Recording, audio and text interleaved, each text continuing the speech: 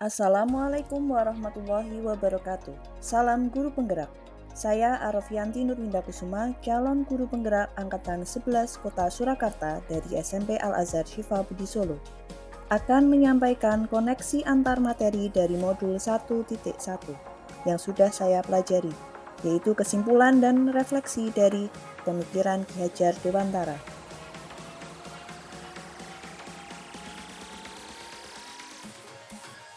Kesimpulan dari pemikiran Ki Hajar Dewantara pada modul 1.1. Dasar pendidikan Ki Hajar Dewantara yang pertama adalah menuntun. Maksudnya adalah pendidikan itu menuntun segala kekuatan kodrat yang ada pada anak-anak agar mereka mencapai keselamatan dan kebahagiaan sebagai manusia dan anggota masyarakat. Menuntun berarti among, sebagaimana semboyan Ki Hajar Dewantara, Ingarso Sungtulodo, Ing Madya Mangunkarso, Tuturi Handayani. Yang kedua adalah kodrat anak. Kodrat anak yaitu merdeka dan bermain. Merdeka di sini adalah secara lahir dan batin mampu bersandar dengan kekuatan sendiri atau mandiri. Bermain adalah salah satu kodrat anak, sehingga permainan dapat menjadi bagian dari pembelajaran di sekolah. Hendaknya guru dalam mendidik harus mempertimbangkan kodrat alam dan kodrat zaman siswanya. Yang ketiga adalah pendidikan yang berpihak pada anak. Artinya, bahwa guru dengan setulus hati, ikhlas tanpa pamrih, dengan kasih sayang yang tak terbatas mendekati dan juga membimbing siswanya. Yang keempat, anak bukan tabula rasa.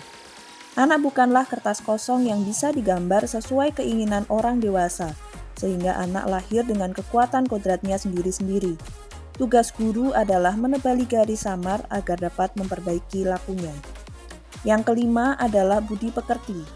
Budi pekerti atau karakter merupakan perpaduan harmonis antara pikiran, perasaan, dan kehendak, sehingga menimbulkan semangat guru harus menanamkan budi pekerti yang baik, agar siswa tidak membahayakan dirinya sendiri dan mampu menjadi manusia yang beradab.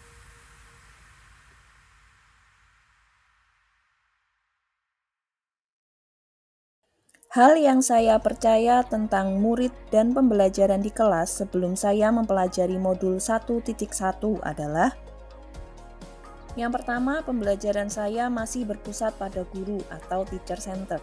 Saya masih berperan sebagai satu-satunya sumber belajar bagi murid.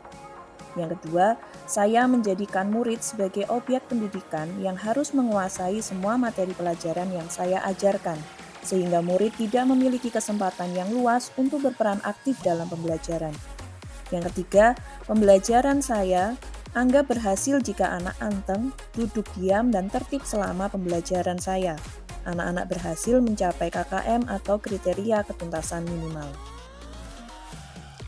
Yang keempat, pembelajaran saya hanya sebatas transfer ilmu sehingga saya fokus menyampaikan materi sesuai rentang waktu yang ada tanpa memperhatikan kebutuhan belajar murid. Yang kelima, saya juga menganggap semua murid memiliki kebutuhan yang sama. Saya tidak mempertimbangkan karakteristik murid sehingga nilai kognitif menjadi acuan dalam tujuan pengajaran yang saya laksanakan. Hal yang berubah dari pemikiran atau perilaku saya setelah mempelajari modul 1.1 ini adalah saya mengalami perubahan pemikiran bahwa guru bukanlah satu-satunya sumber belajar siswa.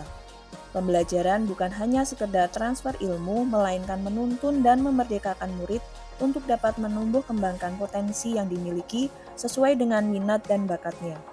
Setiap peserta didik memiliki karakteristik yang unik yang berbeda dengan peserta didik yang lain, sehingga ketercapaian belajar tiap peserta didik berbeda-beda. Selain perubahan pemikiran, saya juga mengalami perubahan perilaku, bahwa kita sebagai pendidik harus mengarahkan peserta didik belajar sesuai minat dan bakatnya.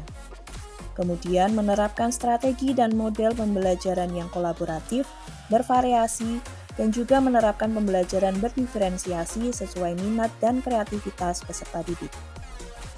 Saya seharusnya memperhatikan semua aspek pembelajaran yaitu kognitif, afektif, psikomotor, spiritual, sosial, maupun budaya. Selain itu, sebagai pendidik, saya juga perlu memberi ruang pada murid sebagai subjek pembelajaran dengan cara memberi kebebasan berekspresi dan berkreasi, mengemukakan pendapat, serta memilih cara belajar untuk memperbaiki sistem pengajaran yang saya laksanakan.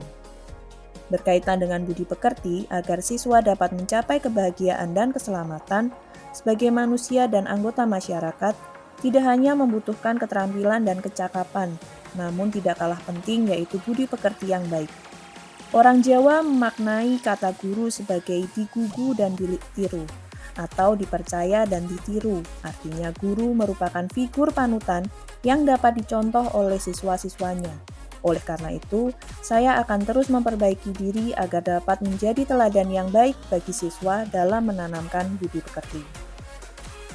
Hal yang segera saya terapkan lebih baik agar kelas saya mencerminkan pemikiran Ki Hajar Dewantara adalah saya merancang dan menerapkan pembelajaran yang berdiferensiasi, memperhatikan karakteristik, minat, dan bakat peserta didik. Menerapkan pembelajaran yang berorientasi pada anak atau student center, menggunakan metode pembelajaran yang bervariasi, inovatif, dan kreatif dengan memanfaatkan teknologi dalam pembelajaran. Selain itu, saya juga berupaya menjadi guru yang menuntun, bukan menuntut, kemudian memperhatikan kodrat anak dan mengutamakan budi pekerti. Merancang dan menerapkan strategi pembelajaran yang sesuai dengan kodrat keadaan, baik kodrat zaman maupun kodrat alam, serta relevan dengan konteks kebudayaan. Saya akan melakukan refleksi terhadap proses pembelajaran yang telah saya laksanakan dan memperbaiki praktik pembelajaran tersebut dengan lebih mengutamakan kebutuhan murid agar terwujudnya pendidikan yang berorientasi pada murid. Demikianlah pemaparan kesimpulan dan refleksi modul 1.1 tentang pemikiran Ki Hajar Dewantara. Terima kasih dan salam guru penggerak. Wassalamualaikum warahmatullahi wabarakatuh.